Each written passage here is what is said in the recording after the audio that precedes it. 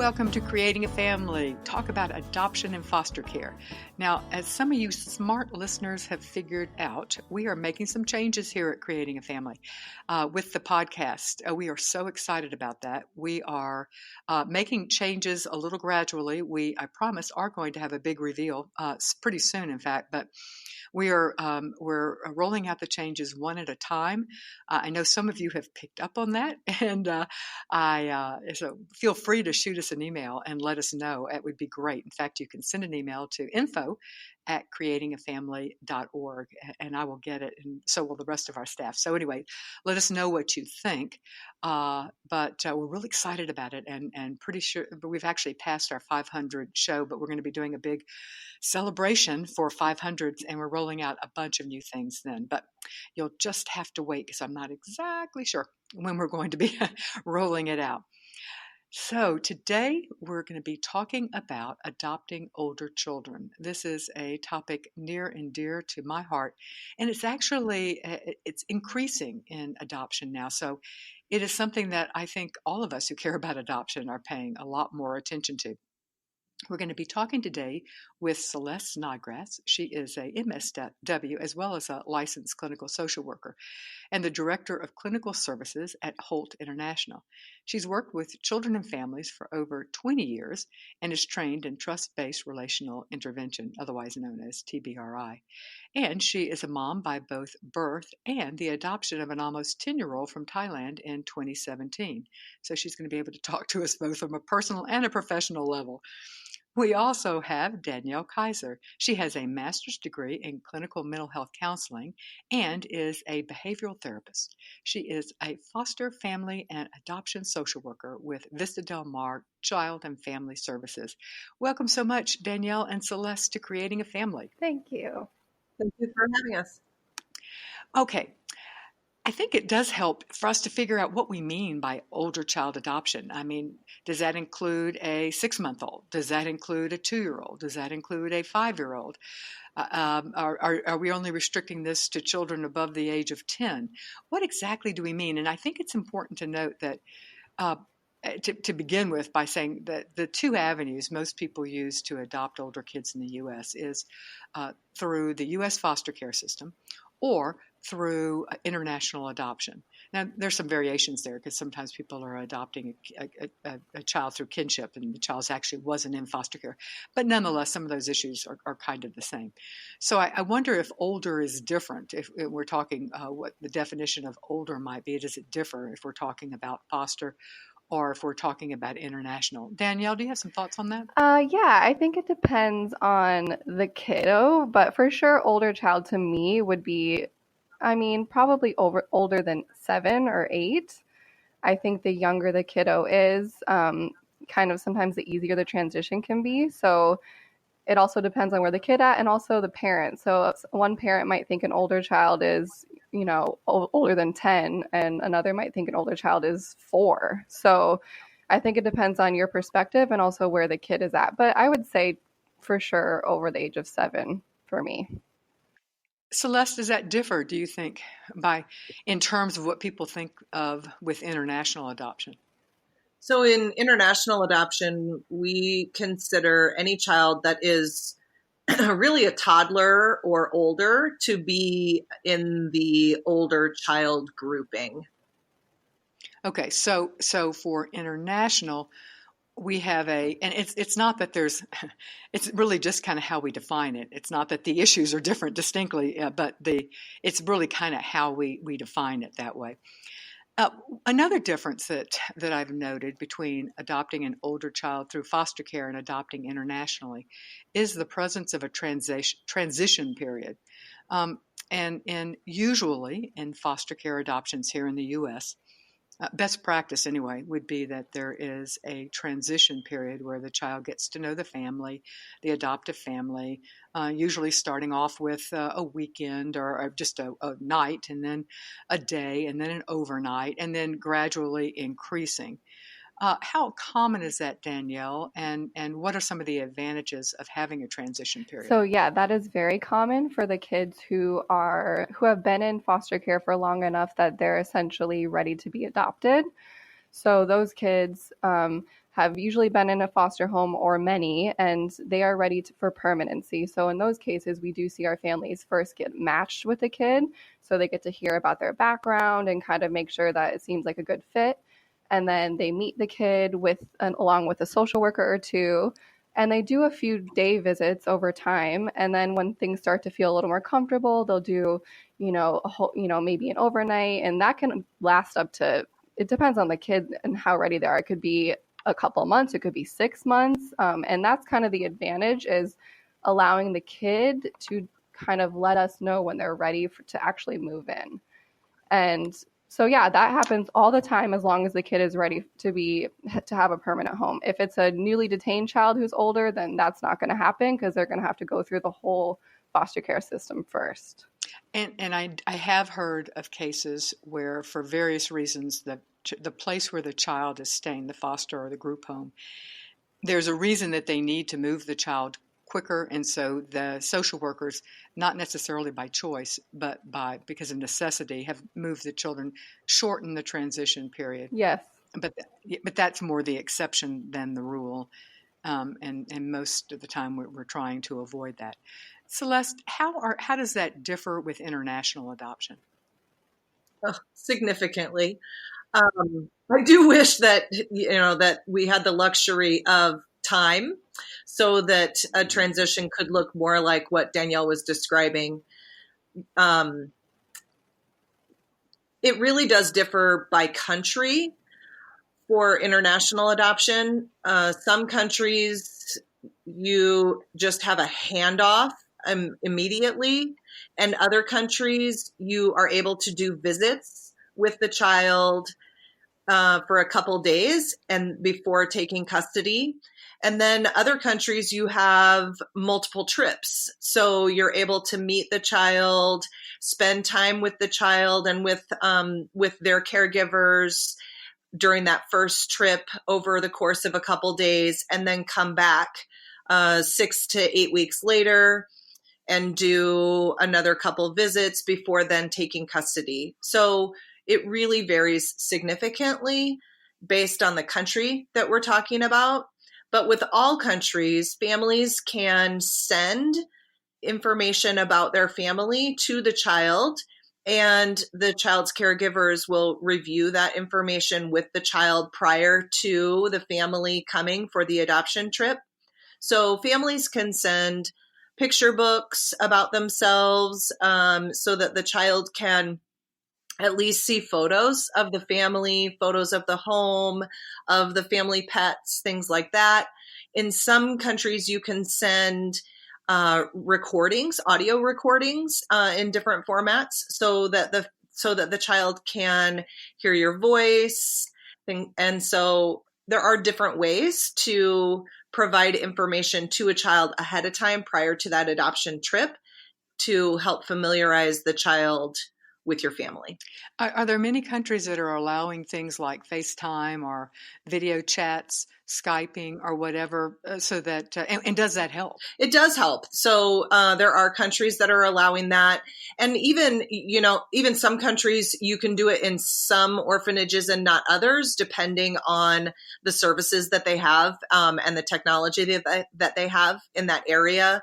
So, but yes, it does help the child become familiar again with the voice and how those, what those people sound like, what they look like. A video says so much more about us than still photos. And so it's really nice for children to be able to see kind of how their new parents will be interacting, what they look like when they're talking, what their mannerisms are. All those things really do help familiarize a child. Yeah, and so it's worth, if you're adopting a child, it's worth exploring with your agency what options you might have in absence of a transition period, to give the child a good feel for who you are, and so that it will make that transition less terrifying for the child when you get there, or especially when you leave. Danielle, you said, you used the word, and I appreciated it. A good fit. One of the things that a lot of parents wonder is, when you're looking at a child and trying to an older child, I mean, older kids come with more form. They have, more distinct personalities than do infants. They have opinions, certainly more opinions than an infant. So when we're adopting older kids, we're bringing a fully formed human being into a family unit with any number of other fully formed human beings. So how can we tell, especially because primarily at first we're looking at children on paper, how can we tell, what are some things to look for to tell if a child would be a good fit for your family? Oh, that's a good question and a tough question. Because it's, Yep. sometimes you just don't know for a long time. And the other part of it is that we like to tell our families is it might not feel like a good fit for a really long time, and that's okay.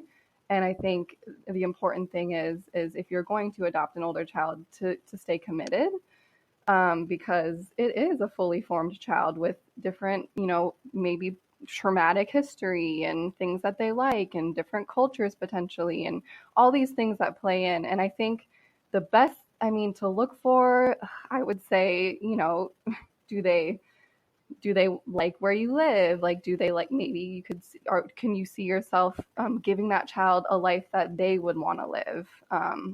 Do they like sports, and will you be able to do that with them? Things like that. But other than that, it's kind of about the parents making sure that they do maybe change their life and their family style a little bit to work with the kid. Yeah, that you're remembering that you're the adult here, Mm-hmm. and it is easier for you to make the changes than, although these children may be fully formed. You can't see me. I'm using air quotes for that. They're Right. fully formed yeah, you know, they're not fully formed, and they're going to have a harder time adjusting. Celeste, anything that you could add as to, particularly from the international perspective, because oftentimes we have even less information, although that really does vary by country. Right, that does vary by country. And in a lot of countries, we do get information about likes and dislikes and kind of personality traits, whether they are an outgoing child or whether they, prefer to keep to themselves. How they interact with their peers can really give families a clue as to a child's personality. And I think really taking a look at how a child is described and how you think that fits within your family unit. Some kids, really love all the attention, and other kids don't need all the attention. And so if you have a family of 3 or 4 kids already and you're looking at adopting a child who really fights for attention with their peers, then maybe that's not going to be the perfect fit, because that might cause some strife with the other kids in the home who also deserve that attention. So we try to have families really take a look at as much personality information that we can gather. And then we always try to help families understand that even though this is how this child is described, that might not play out, once this child gets to your home. So you could see a completely different child once they're home. And, you just need to be open. And you're right, be the adults. Yeah. And keep in mind that you can get, with both international and foster adoption, you can get some information. With foster adoption, you can talk with, oftentimes, you can talk with their current caregivers or foster parents or their group home parents or whatever. So you can talk and get some information. You can also ask for the child's complete file. And in international adoption, you can ask for information. You can ask questions that will have to be translated through and provided for you, but with the child's caregivers there, information. So it's not like you're going in totally blind. You will have a feel just from information of the people who are currently living with the kids. Celeste, I was glad you raised the issue of siblings because oftentimes when we are adopting older children, we are bringing them into families that have children in the home. So it's not just the fit with the parents, it's the fit with the siblings and the fit with the family unit as well. Let's talk a little about preparing siblings for the adoption of an older child, which I think is different than preparing kids for the adoption of an infant. Let's start with you, Celeste, on that one. Some about what are some tips that you can use to help prepare the children in the home, both when either you've already decided or prior to deciding? And should you involve the kids in making the decision? Let's start. Maybe that should be the best place to start. Should the children already in the home be involved with the decision, or do you involve them afterwards? I do think that children that are already in the home should be involved in the final decision in choosing to adopt, especially when we're talking about an older child. The disruption to the family is significant.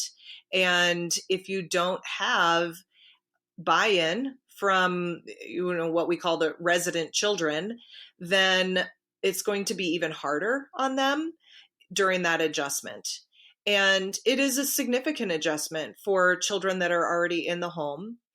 And I think that, one of the biggest things, I think a lot of people or a lot of kids are like, oh, great, another sibling, somebody else to play with. And if it's another girl, then the girls in the home will be like, oh, good, I'm going to, this will be a friend.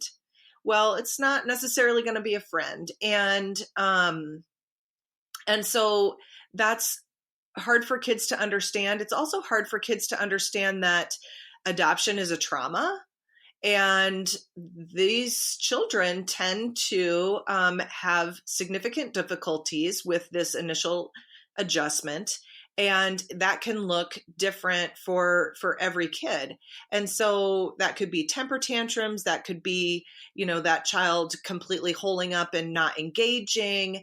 And resident children could see that as being rejected. And it's not a rejection. It's their adjustment. It's a trauma. It's these kids are having a hard time, and we need to help pull them out of that and help them adjust and be welcoming. The other thing is that when it comes to language, kids have a hard time if they can't communicate with their new sibling. And so we have to prepare kids for different ways to communicate. Okay, this child's not going to be able to speak English. What different things can we do? How can we help this child learn English? How can you communicate with him or her when you guys don't speak the same language? And really talk with kids about that. And then the last thing I think that's really important to review with children that are already in the home is that the child that the family is adopting may be 8 years old, but developmentally, this child will be younger. And preparing children for that so that they understand if this 8-year-old that's coming into your home is really interested in toys that are for, historically younger kids, or if this child relates better with younger children that are in the home rather than older children. If you're displacing the birth order, that's a pretty normal thing. And so, but that's hard for resident children to understand. Well, they're 8 years old. Yeah, but they haven't had the same life experiences as you have, and developmentally they're still a little bit behind, and we need to help them catch up. So I've heard a rule of thumb that says the age that the child gravitates, the age of the children that the child gravitates towards to hang out with, to interact with, is a pretty good barometer of their developmental age. I don't know if that's been supported by research, but it does make common sense to me to take a look at the age of the child of children the child seems to be drawn to. Right. I don't know the research either, but it's something that I've noticed as well. So, yeah. Danielle, what are some other typical adjustment behaviors that families should expect when adopting an older child? So I couldn't agree with more with what Celeste said about involving other kids in the home. I do think it is really important to, again, talk to the children already in the home about what they might see as far as behaviors, and also just preparing for the idea that the child being adopted might need a little bit more attention for a while. Well, they will need more attention for a while, and that can kind of be upsetting to that are already in the home, and they might feel a little bit left out or like they're being neglected. But, as long as the communication stays open and as a parent you're constantly checking in and seeing how things are going, I think that's really important. But yeah, kids who are adopted, and especially older kids, you might see a honeymoon phase at first where, if I mean, kids in foster care usually are pretty excited to come into an exciting new home. Not always, but I've seen a lot of kids, it's kind of like this cool new place where there's new toys and they're doing fun things all the time in the beginning, and that's all good. And then eventually, reality hits and it is really hard and it is a trauma. So then you might see behaviors come out, tantrums, when they get upset by something, throwing things, shutting down and not connecting with the family. That's happened a lot too. And that can be upsetting for the family as well. You raise a point that we do see happen. A new child comes in, has a different background, and oftentimes there are in fact, almost always these children have been exposed to trauma, and as you point out, just the being removed from their birth home and being placed in your home and having usually spent time in between in a foster home or an orphanage. All of that is traumatic. So these kids have experienced trauma, and many times their behavior will reflect that trauma. So when it comes to discipline, adoptive parents have to make decisions on, all right, what battle is worth fighting at this point, and what's the most important thing we need to be working on. And so sometimes things that they expect of the children existing already in the home are different. They have a higher standard for their children that they have parented for a while than they do with the new children coming in or a child coming in. But that can cause resentment. So thoughts on how you handle those differences, and how you explain those differences to the children already in the home.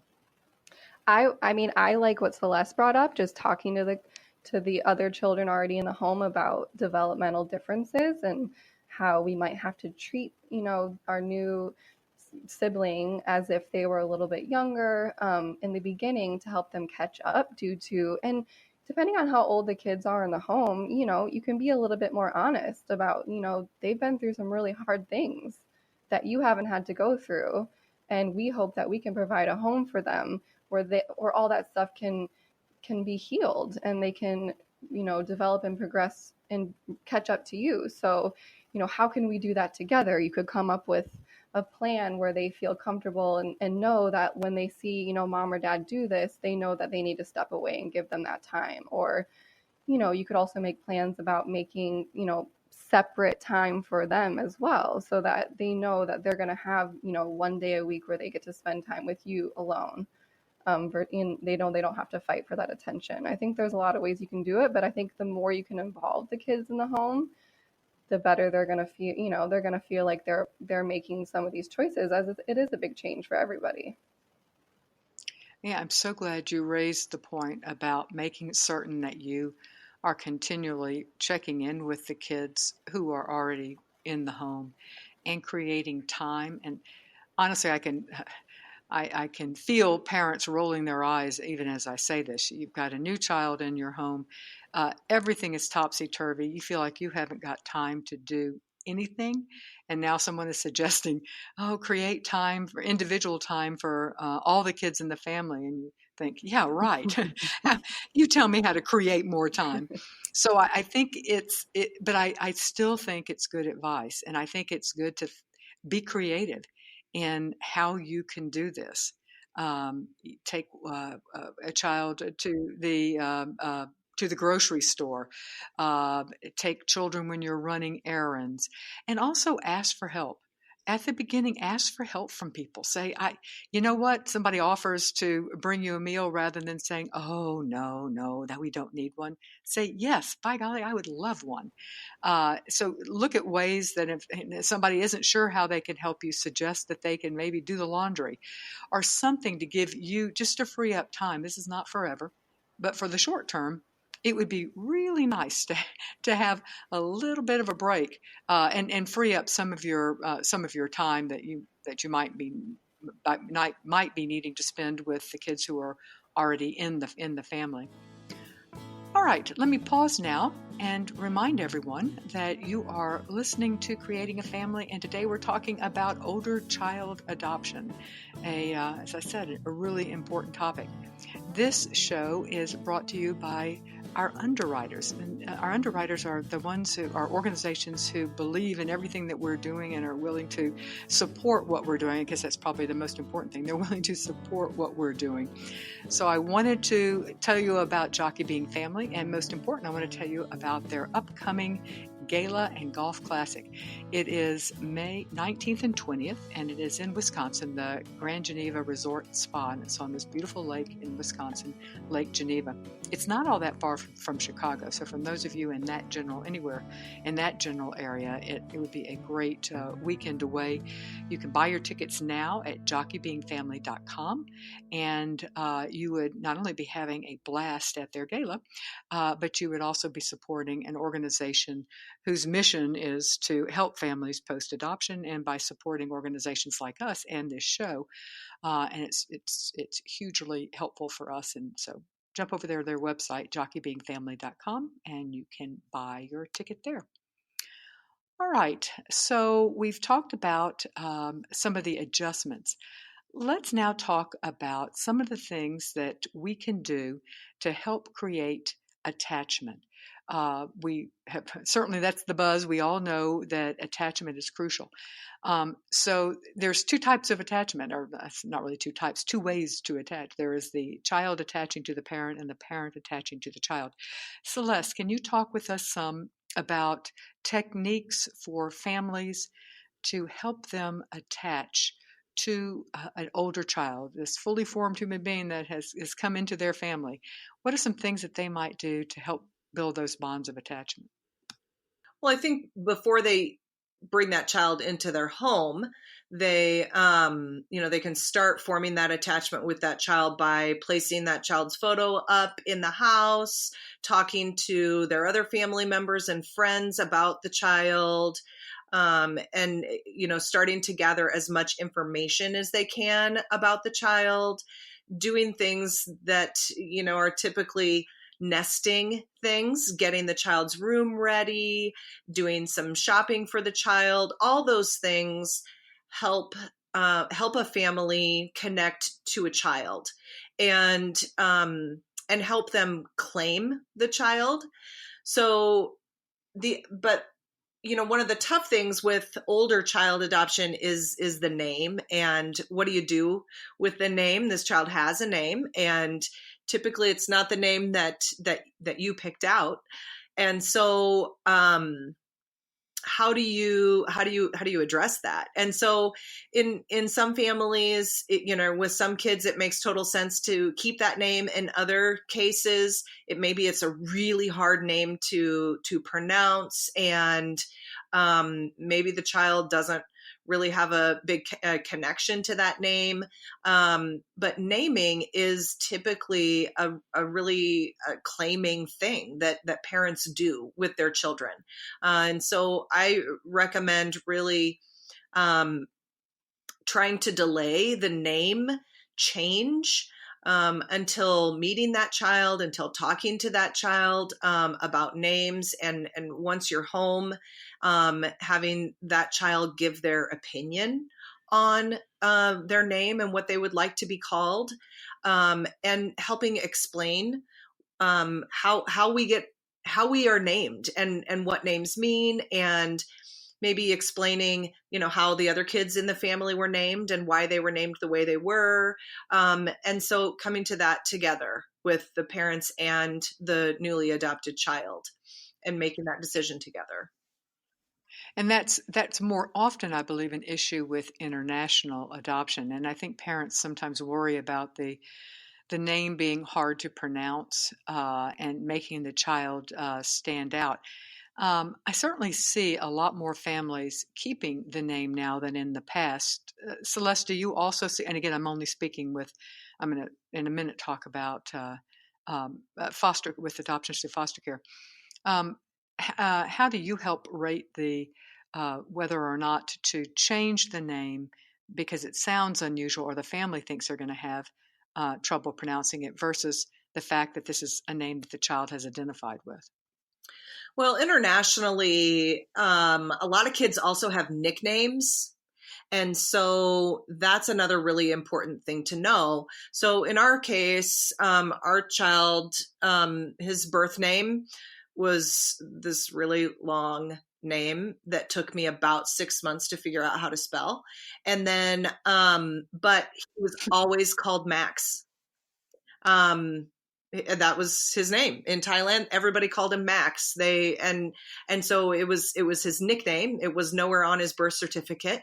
And so, it was easy to just continue to call him Max. And so I think it's really important for families to ask if the child has a nickname, because most often they do. That's interesting. Okay, yeah.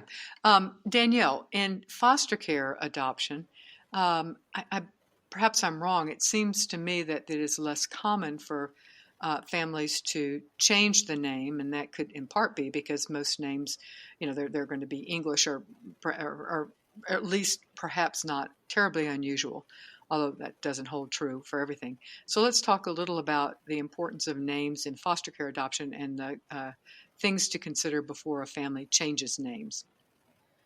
Yeah, it is much less common. I've actually never seen a family change any child's first name. The last name becomes more of a question because usually these kids come in with a last name, and I think that it's up to the child and the family to decide, down the line if the child wants to take their family's last name. I think it's really giving the child some empowerment if you can give them that choice. And oftentimes, children, as they become more comfortable and they become a part of their new family, they want to change their last name. But I would always recommend kind of giving the child that voice and choice because that really helps them to feel like they have a place in their family. And if they want to change their first name, I mean, same thing. I guess if they feel like changing it and they feel like they identify with a different name, then great, then they can support that. But I would always recommend allowing the child to keep their name if that's really holding on to a part of their history that they want to hold on to. A question that we often get with older child adoption surrounds food issues. Food is a common problem for newly as well as not so newly adopted families. Danielle, can you talk to us about some of the more typical food issues you might see with children being adopted at an older age and children who have experienced trauma in their youth, and sometimes the trauma and neglect involved food insecurities? Yes. So, I mean, a major thing that I see with older kids going into new homes is that they're just very set in their ways about what they like to eat. So, it can be an issue if an adoptive family is saying, this is what we make and that's it. And then the kid will say, okay, well, then I'm not going to eat. And then Yeah. that can kind of causes like a battle. But, so there's ways to work around that, especially in the beginning, really asking the child what they like to eat and what can I cook for you? And can you show me? And can we do this together? And kind of incorporating what they like into, regular meals. But also I have some kids who tend to overeat. And that could be because of their history in previous foster homes or in their, in their original family. Maybe they didn't get enough food. Maybe they were worried that that they weren't going to get enough the next day. So they eat a lot. And I've had some families kind of have concern about that. And I think all those things can be worked through. If it needs to be with a therapist, great. If it can just be worked through over time with building trust and safety in the home, then that sometimes works too. But yeah, I see a lot of overeating and a lot of picky eating.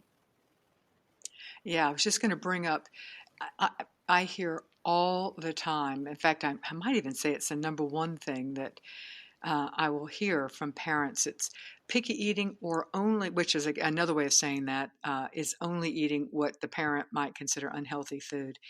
And a lot of that may come to what the family, where their family of origin, cheap processed food is often cheaper, faster to make. So it may be what they're used to. Any thoughts? That's such a, I think as parents, it's so geared into us to want to feed our children and feed them healthy things. And good heavens, you can't read anything now without hearing about this food is good for you, this food is bad for you. And so that's a little overblown, but it's something that parents are constantly being faced with. So they're trying to, most of them, or most of us are trying to feed our kids relatively healthy. So thoughts on, if you have a kid coming in who seems to strongly prefer what food that you would prefer your kids not eating on a regular basis? My initial thought would be to be a little bit patient, and to not expect to change right away. Because if you start that kind of battle in the beginning, it's going to be a lot harder for that child to feel safe and connected with you. So I know it's really hard. It's really hard for parents who want their children to eat healthy. And even if you have other kids in the home, they're going to look and say, why can't I eat that? So the issue is that, it takes a long time to build a new attachment. And so I think food can slowly progress, and we can say, in our family, we don't eat that, so much, but I'm going to let you have it this many times a week. Or I don't know, you have to find out what works for the kid and kind of see what their reaction is. But I would say, um, take some time and take some deep breaths and understand that it will change, but it might take some time. Yeah, and let me uh, uh, mention that creating a family, we have a wonderful course in our Adopt Ed on food issues. So if this is a problem that you are facing, I strongly recommend that course on food issues. It's at our website, creatingafamily.org. In the horizontal menu, just click on online courses, and may say online education, I think. And then you just click on Adopt Ed, and you can type in the words food, and that course will pop up. Celeste, I think that the issues are even perhaps more challenging with children adopted from abroad, because heaven only knows food is quite different. I think you have a personal experience with this when you brought Max over, and realizing how incredibly important it was for him to still eat food that he recognized and understood. Can you tell us some about that experience with Max? Sure. I agree that, food issues definitely are an issue with internationally adopted children. And Max was in foster care. But even though he was in foster care, he did not get a whole bunch of food. And he did not get a wide variety of food. When we were in Thailand, he would order 2 or 3 meals. And whatever he did not eat, he would bring back to the hotel with him. And we just let him do it. Whatever, that's fine. And he would snack on that food all day long. And then when we first brought him home, we went to the grocery store together, and I let him pick out whatever food he wanted, whether it was junk food or not. Didn't matter. And then we went to the Asian market, and his eyes lit up. He visibly relaxed, and he picked out 1 or 5 of nearly everything in the store. He was just so excited that he could still get those things that he was familiar with. And I told him, anytime you want any of this food, just say that you want to go to the store and we will come and get this food. And so he has a whole section in the pantry that is just for him, that is just for his snacks that he wants to have. And, when it gets low, he lets me know. And we go to the store and he picks out what he wants. Some of it is healthy, some of it is not. That's okay. And, we balance that with at every meal, if it's something new to him, he has to try it. He has to have a bite of it. He doesn't have to like it and he doesn't have to eat it as his meal, but he needs to try it. And so he has tried a lot of food since he's been here. And I would say, probably 80% of it he really likes. And the rest of it, mostly vegetables, he turns his nose at. And that's okay. It's kind of like a normal kid, I think. So Yeah, well, yeah. Yeah, and the truth is we can exist on sometimes it's a lot in our heads and a lot of pressure that society and ourselves and our mothers or whoever are putting on us, that especially at the beginning, that might not be a battle worth fighting. Celeste, another common issue and is sleep issues, and that's particularly difficult because everyone in the family is under stress. It's adopting an older child can be a welcome and wanted thing, and it can be a wonderful thing, but most often it is a wonderful thing. But it's also a stressful time, and when you're under stress, one of the first things, at least for me, that goes is sleep. And then you throw into the mix a child who is struggling and has different and maybe having sleep issues. And quite frankly, with international, well, both international and foster, but let's start by talking international. Oftentimes, children have either never slept alone, or they're just in an entirely different environment, a sleep environment. And then when we bring them into our homes, everything is different. So let's talk about some of the typical sleep issues you might find in international adoption, and then some words of wisdom or some solutions or something to give us hope. Sure. Well, the first thing is jet lag. I mean, that's torture for everybody. Yeah. Oh man, it is. You're right. So initially, to just if a child is asleep, just don't wake them up, and try to at least get some sleep in there, some hours in there, and then eventually work on trying to sleep at the correct times of day. Typically jet lag, typically I see jet lag lasting about 2 weeks for kids. So, but a lot of water will help with jet lag, and attempting to go to bed at the same time every night, and attempting to wake up at the same time every morning. So and then gradually moving that time from, say, 10 o'clock in the morning to 9:30 in the morning for a couple days, then 9 o'clock in the morning for a couple days. So just kind of gradually adjusting your body to those hours. But one of the biggest things is that you mentioned is that children typically, internationally, these children have never slept alone. And, in the United States, that is a cultural thing that kids have their own bedroom, and their own bed. And as parents, me included, I like my sleep, and I don't really want to sleep with kids who kick me in the face. So I'm right there with you, So, but it is a struggle for kids who've never slept alone. And so there are a couple things that you can do. I always recommend, if you don't want that child in your bed for the long term. I mean, some people do a family bed, and that's totally fine. That's your family choice. And that works.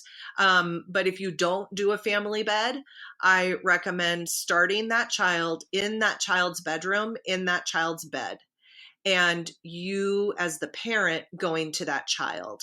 If that means that you bring another mattress into that bedroom so that you're sleeping on a mattress in that child's room with that child, if you're sharing that mattress for a little bit and then eventually you're sleeping in two separate mattresses in the same room, then eventually you're sliding that mattress out. Maybe you're starting in that bedroom and finishing in your own bedroom once that child is actually, dead to the world, asleep. Um, with us, our son also had never slept alone, was not used to that. And so we have another boy. And so we had the boys share a bedroom, and he was very comfortable with that. And so they shared a bedroom for the first, probably 9 months that Max was home. And once our other son moved out of the bedroom into his own bedroom, then Max started sleeping with Wilma, with our family dog. And once she is in bed with him, then he is very comfortable falling asleep. He just needs that extra body there, whether it's his brother or his cuddly dog. So Yeah, that's a creative solution, and I'm sure Wilma is equally as happy, particularly if Wilma had not been allowed on the beds to sleep before. So there you go, a win-win.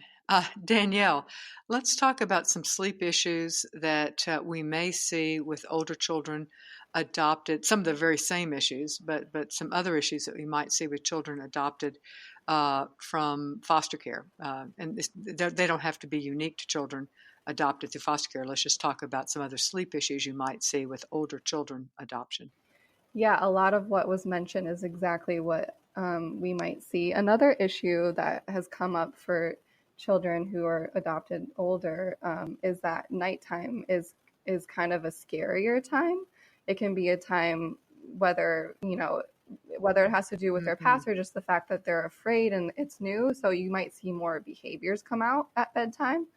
You might see tantruming, crying uncontrollably and kind of you don't really know what to do. And I think that can be upsetting for parents. So just as much as you can, be there for them, sit with them, let them know that you're not going to leave them. It's okay that they're upset. And I think a big thing that parents can do is talk to the previous foster home or wherever they were living and see what were their routines before they moved for bedtime, and how can I incorporate those same exact routines in my family, at least for a while, so that they have some sort of comfort and regularity. So, it might be that they always got dessert right before bed, and maybe you didn't do that before, but, you could do it for a while.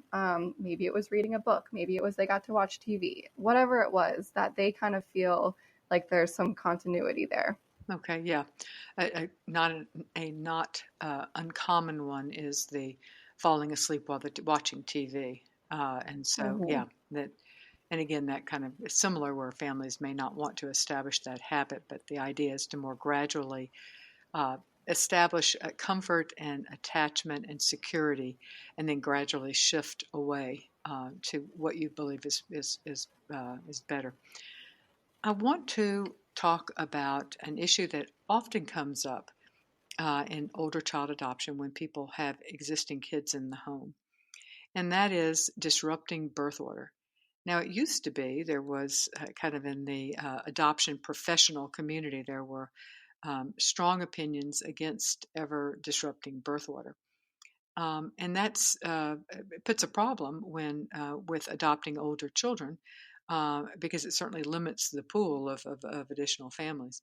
And clearly, there are children who do need to be the youngest, and we'll talk about that in a minute. But Danielle, can you talk to us some about the pros and cons to disrupting birth order? And then I want to shift to talking about, with both you and Celeste, talking about if families are going to disrupt birth order, some things they need to consider and plan for. So let's start with the pros and cons of disrupting birth order, Danielle. So I think I also have heard from a lot of people that they don't recommend doing it, but I do believe that it just depends on your family.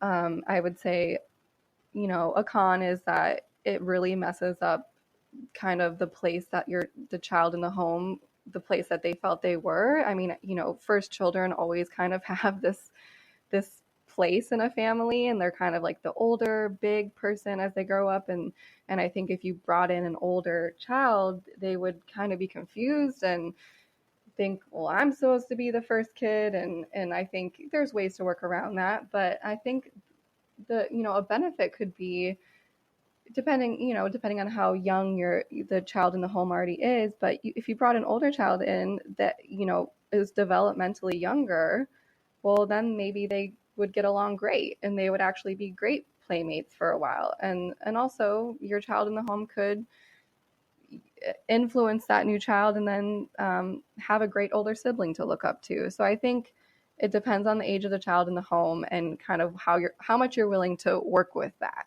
if it comes up with some issues. Okay, Celeste, let's talk about some of the challenges when disrupting birth order. Let me ask, did you disrupt birth order, or did you maintain the same birth order? We maintained the birth order. And I agree. It depends on the family. There are pros and cons to doing it. One of the cons is that, again, like we talked about, developmentally, these children are typically developmentally younger than their stated age. And so when you are disrupting birth order, it's really important to take a look at the age of the children in the home, the chronological age of the child that's being adopted, and what do we think developmentally this child's age kind of really is. One of the hard things with families is that, or with kids, is that they don't understand developmental age. They really understand chronological age, and chronological age is really important to kids.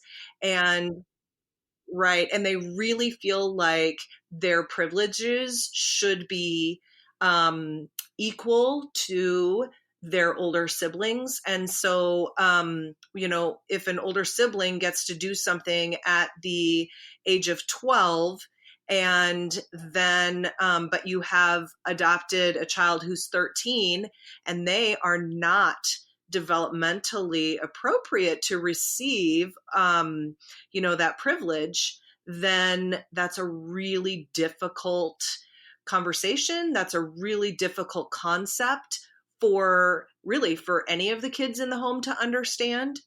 And so that I think is a struggle when we're talking about disrupting the birth order.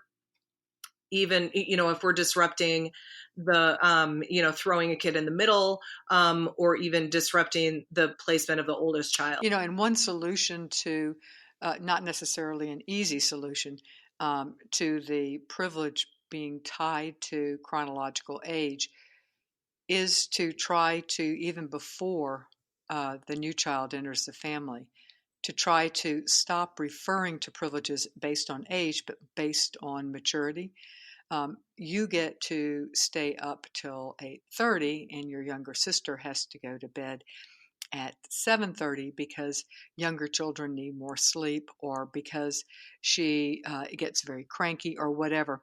And tying it into, you are able to handle this responsibility, or you get to stay home alone because we know that you know how to dial 911. You've shown a lot of responsibility, so that whatever, a host of things, so that it's tied to the maturity of the child, and that it's a privilege that's earned, not a privilege that's given based exclusively on age.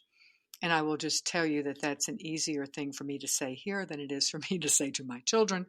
That's a hard sell, but I do think ahead of time you can start that process, and it's hard. It's hard for the new kid coming in as well. Although sometimes they haven't experienced the privilege based on age as tightly, So it may be maybe not quite so so difficult. Danielle, I think we would be remiss if we don't talk about the issue when disrupting birth order of we need to be careful that all the children in the family are safe, and children who come to us at an older age have not infrequently had a lot of experiences and been exposed to things. And the one that comes to mind that worries families almost universally is sexual abuse. And even if it's not sexual abuse, but just exposure to sexual materials, which is a form of sexual abuse. So, how can we make certain, and if we're disrupting birth order, the issue is we're bringing in a child who is older than some of the children in the family. So, at least until you have a good feel for the child coming in, we recommend caution. So let's talk about what do we mean by caution and what are some things that parents can do, which is not to say you need to be paranoid and make assumptions, but it's healthy to start off cautious for all forms of behaviors that you need to protect younger children from. Yeah, that's so true. Even though our families do get, a pretty decent background on the child, we still don't know everything. And some of the behaviors that they show might not be everything that's going to come out, especially when they start to get comfortable. So I think it is really important to just be aware.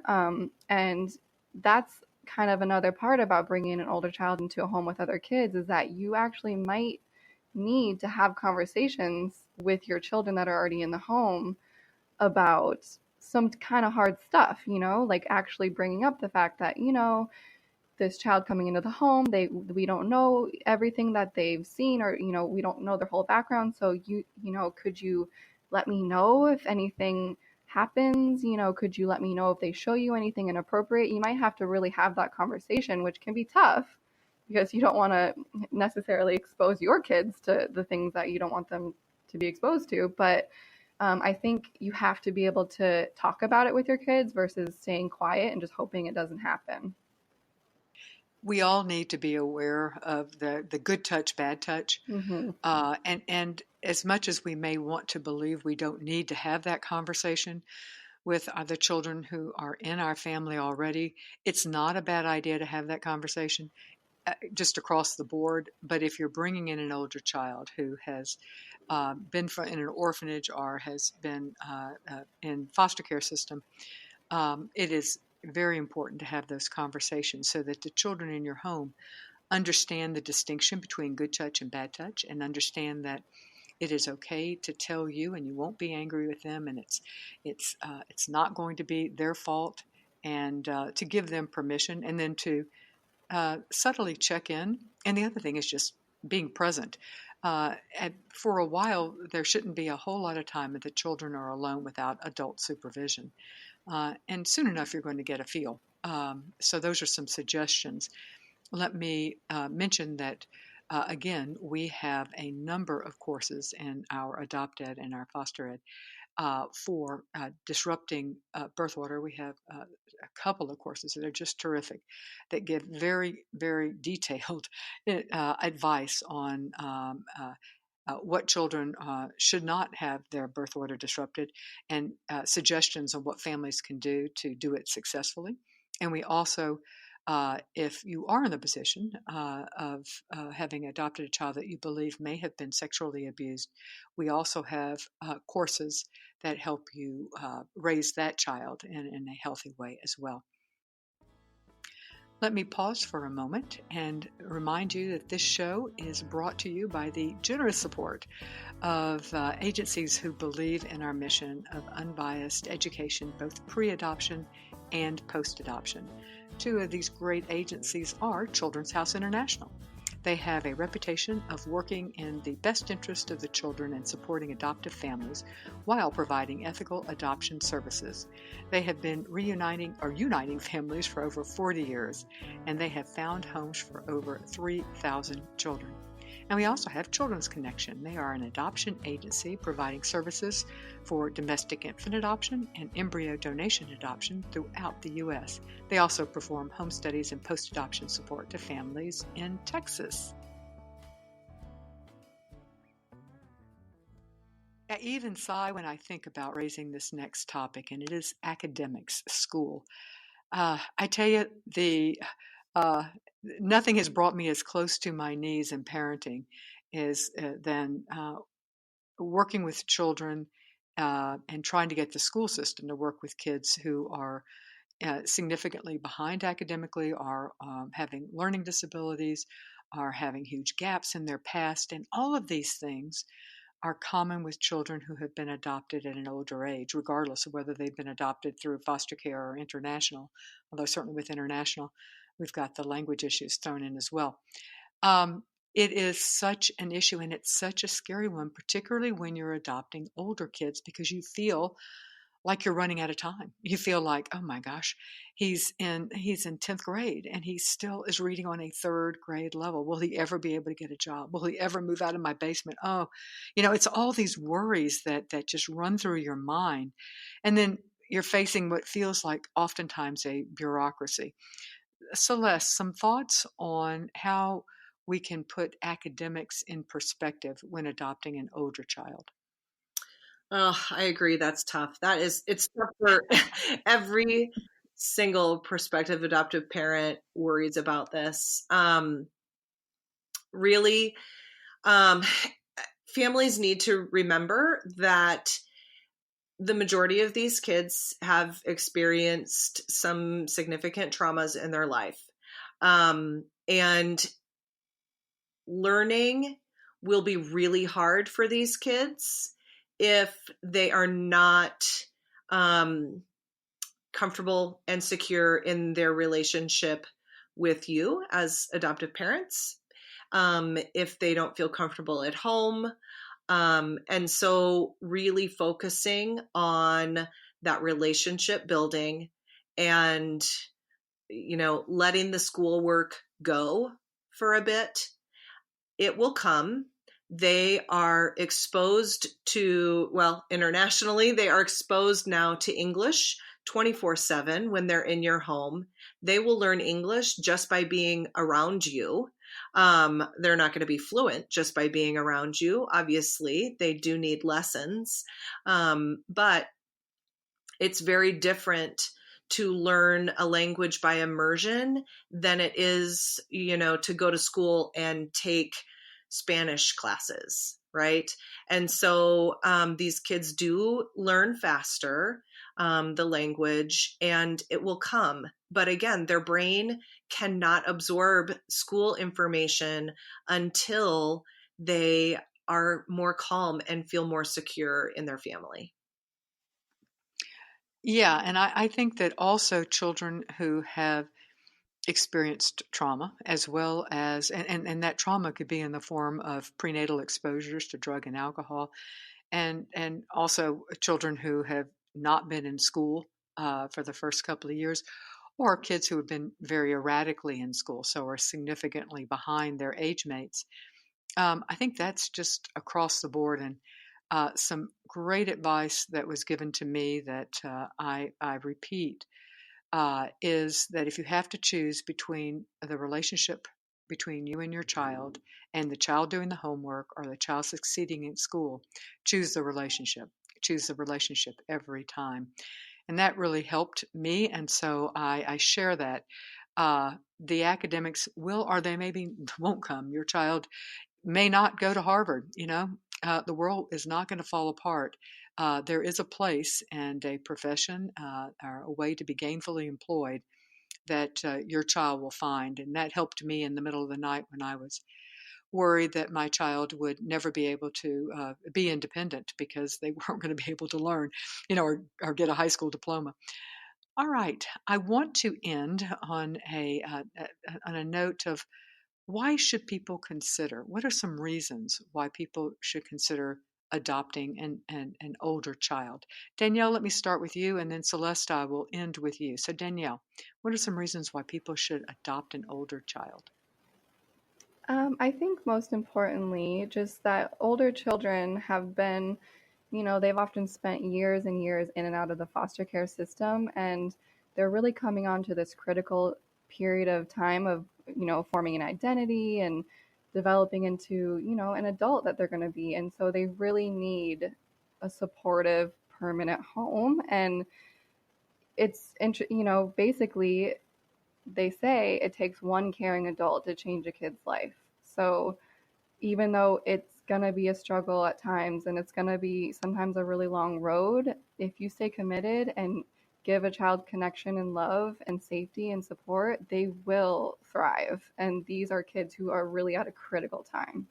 I love the power of one. There is, you can Google it, there's some memes out there. The power of one caring adult is what these kids need. That's beautiful. All right, Celeste, we'll give you the last word. I love that too. I feel like I can't top that. That was a little unfair, wasn't it? I should have saved that for the last thing we said. Okay, sorry about that. That's okay. That's okay. But I totally agree. And these kids do need someone who can help them launch, and the other thing is that what I think is great about older kids is that they are making this decision too. They want to be adopted. And so I think it's great that you have two individuals, or I guess parents, two parents and then a child that are choosing each other. And so it will be tough, and there will be a lot of downs. But that just makes those successes even more sweet. And now I feel I can't top that. So maybe I won't even try. Thank you so much for sharing your wisdom and your experience and your education with those who either have adopted older children or who are considering it. The views expressed in this show are those of the guest and do not necessarily reflect the position of creating a family, our partners, or our underwriters. And keep in mind that the information given in this interview is general advice. To understand how it applies to your specific situation, you'll need to work with your adoption professional. Now, I know that you guys are going to want more information from our guest and about the agencies that they work with, and to understand asking questions about older child adoption. You can do that. Danielle Kaiser, you can go to their website, which is vistadelmar.org. And to get more information about Celeste Snodgrass or about Holt International, you can go to their website, which is holtinternational.org. Thank you so much for joining us today, and I will see you next week.